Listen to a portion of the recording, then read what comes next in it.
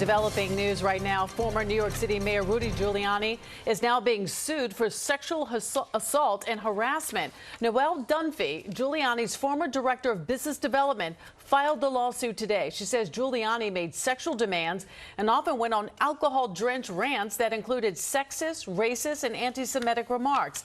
And she says she has the recordings to prove it. Eyewitness News reporter Lauren Glassberg is in the newsroom with details. Lauren? Well, Sade, the complaint is pretty difficult to read. 70 pages of accusations that are at best lascivious. Claims against the former mayor of New York City, a one-time federal prosecutor, that are graphic and deeply unsettling. Noelle Dunphy, seen in this photo with Rudy Giuliani, is now suing him for sexual assault, harassment, and wage theft. Dunphy says she began working for Giuliani in January of 2019 as director of business development.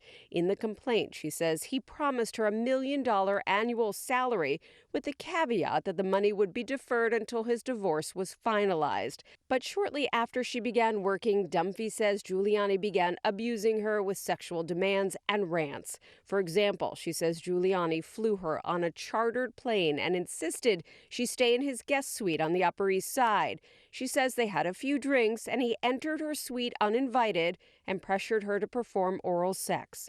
The complaint even includes a screenshot of Giuliani in a similar scenario from the movie Borat's subsequent movie film. And during video conferences, Giuliani allegedly asked her to take off her clothes.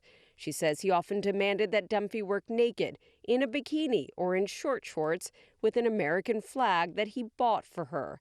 Dunphy says he demanded sex acts while on the phone with then-President Trump.